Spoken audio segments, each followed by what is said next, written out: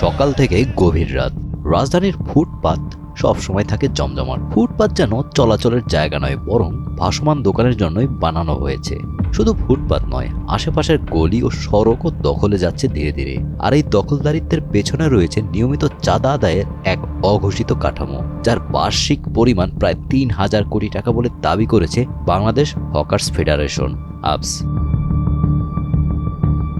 চাঁদার হার নির্ধারিত হয় দোকানের ধরন, আকার ও অবস্থান অনুযায়ী। কাঠের চৌকি, টেবিল, ভ্যান গাড়ি কিংবা ফেরিওয়ালা সবার জন্যই আলাদা হিসাব। গুলিস্তান ও নিউ মার্কেট এলাকায় ৫ ফুট লম্বা ৩ ফুট চওড়া একটি টেবিল বসিয়ে ব্যবসা করলে প্রতিদিন ১৫০ থেকে ২৫০ টাকা দিতে হয়। ঈদের মৌসুমে এই হার আরও বেড়ে যায়। বিদ্যুতের জন্য আলাদা চাঁদা রয়েছে, প্রতি বাল্বের জন্য দিনে প্রায় ১০০ টাকা।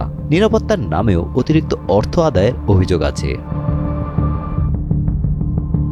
গাউসিয়া মার্কেট সংলগ্ন এলাকায় ৪ ফুট বাই ৭ ফুট কাঠের চৌকির জন্য প্রতিদিন ৮০০ থেকে ১,০০০ টাকা পর্যন্ত দিতে হয়। ছোট ভ্যান গাড়িতে ব্যবসা করলে গড়ে ১৫০ টাকা দিতে হয়। আর কোনো গলিতে ঘেরাও দেওয়া বেল্টের দোকানের জন্য দৈনিক ১,৫০০ টাকা পর্যন্ত চাঁদা দিতে হয়। পান সিগারেটের ফেরিওয়ালাদেরও অন্তত দৈনিক ১০০ টাকা গুনতে হয়।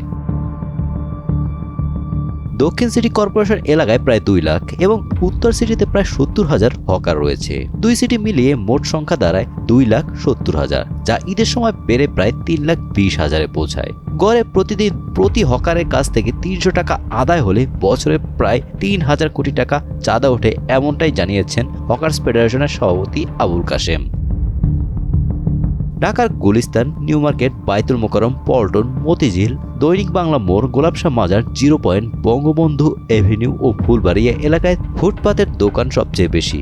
এসব এলাকায় চাঁদার হারও বেশি। অভিযোগ রয়েছে ফুটপাত ইজারা দেওয়া হয় এবং রাস্তার অংশ ও দোকানের আকার অনুযায়ী দৈনিক চাঁদা নির্ধারণ করা হয়। ব্র্যাক বিশ্ববিদ্যালয় ইনস্টিটিউট অব গভর্নেন্স অ্যান্ড ডেভেলপমেন্টের ২০১৬ সালের এক গবেষণায় দেখা যায় তখন বছরে প্রায় ১,৮২৫ কোটি টাকা চাঁদা আদায় হতো, যা দুই সিটি কর্পোরেশনের মোট বাজেটের চেয়েও বেশি ছিল। গবেষণা অনুযায়ী আদায়কৃত অর্থে ৩০% পায় পুলিশ, ৪০% নিয়ন্ত্রণকারী ও লাইনম্যানরা এবং বাকি ৩০% যায় স্থানীয় রাজনৈতিক নেতাদের কাছে। অভিযোগ আছে পুলিশ, স্থানীয় রাজনৈতিক নেতা ও লাইনম্যানদের সমঝোতায় এই চাঁদাবাজি কাঠামো পরিচালিত হচ্ছে। তবে সংশ্লিষ্ট কর্তৃপক্ষ এমন অভিযোগ অস্বীকার করে আসছে। Golam Rabbani, Times today.